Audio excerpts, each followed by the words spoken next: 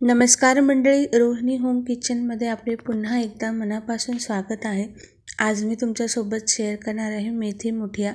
मेथी मुठिया ही खूप popular Gujarati snacks recipe आहे। मुठिया आपण ताजी मेथी, मिक्स पीठ आणि काही मसाले वापरून बनवणार आहोत। या मुठियांचा वापर उंधियूमध्ये सुद्धा केला जातो। तुम्ही याला डीप फ्राय किंवा शॅलो फ्राय करून बनवू शकतात। अतिशय सोपा आणि हेल्दी अशी रेसिपी आहे। तर सुरुवात करूया। इथे मी मेथी घेतली, तिला छान स्वच्छ करून धुवून घेतली आणि अशी बारीक कापून घेतलेली आहे। आता यामध्ये आपल्याला जितकं मुठिया बनवताना मीठ लागणार आहे तितकं आपण मीठ टाकून घ्यायचं आहे। त्याच्यानंतर काश्मीरी लाल मिर्च पावडर, धने जिरे पावडर, हळद, आलं लसूण आणि मिरची याची पेस्ट बनवली आहे। हिंग टाकून घेतले। त्यानंतर ओवा घ्यायचा आहे, हातावर क्रश करून त्या ॲड करायचे। त्याच्यानंतर तीळ घेतले आपण आणि इथे अर्धवट कुटलेली बडीशेप घेतली आणि गूळ घेतला आहे। तुम्ही गुळाच्या ऐवजी साखरेचा वापर देखील करू शकतात। आणि इथे मी लिंबू पिळून घेतले। तुम्ही दह्याचा देखील वापर करू शकतात। यामध्ये मी सोड्याचा वापर नाही करणार आहे। सोड्याचा वापर न करता देखील हे अतिशय सॉफ्ट आणि छान खुसखुशीत होतात। आणि आपल्याला छान मिक्स करून घ्यायचे जेणेकरून मेथीला पाणी सुटेल आणि आपल्याला जास्त पाण्याचा वापर नाही करावा लागणार।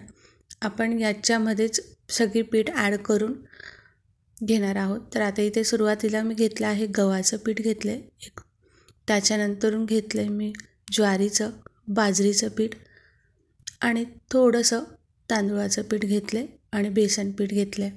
तुमच्याकडे जी अवेलेबल असतील ते पीठ तुम्ही वापरू शकतात।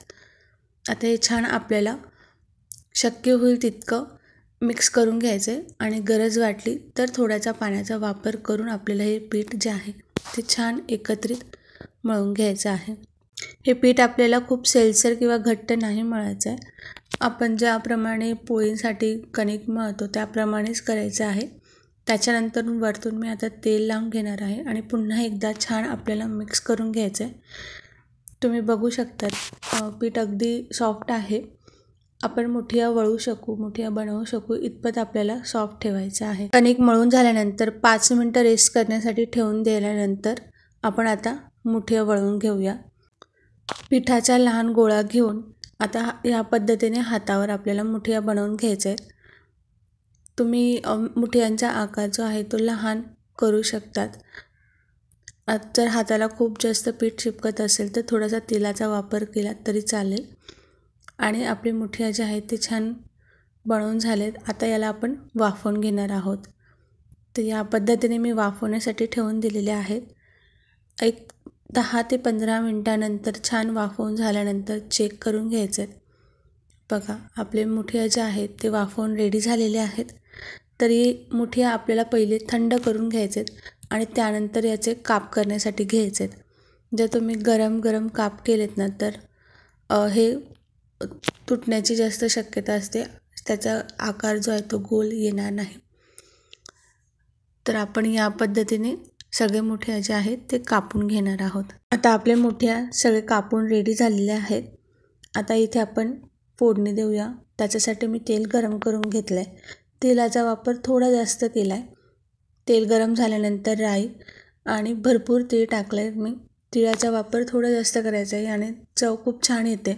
त्याच्यानंतर कढीपत्ता आणि मिरची टाकून घेतली।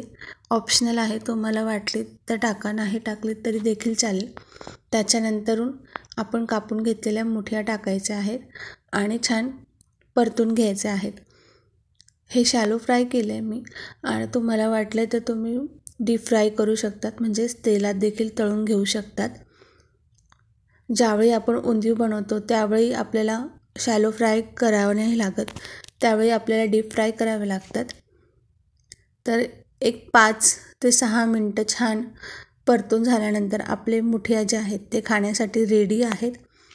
लहान मुलांना टिफिनमध्ये देण्यासाठी अतिशय उत्तम आणि हेल्दी ही रेसिपी आहे। तुम्ही आदल्या रात्री मुठिया वाफवून दुसऱ्या दिवशी सकाळी फोडणी देऊन सकाळी टिफिनमध्ये दिलीत तर मुलं नक्की आवडीने खातील। तुम्ही माझ्या चॅनलवर जर नवीन असाल तर सबस्क्राईब करायला विसरू नका। बेल आयकॉनवर क्लिक करा, म्हणजेच नवीन नवीन रेसिपीजच्या नोटिफिकेशन तुम्हाला मिळत राहतील. आजची रेसिपी तुम्हाला आवडली असेल तर लाईक करा आणि पुन्हाच भेटूया अशा खमंग खुसखुशीत रेसिपीसोबत. तोपर्यंत धन्यवाद.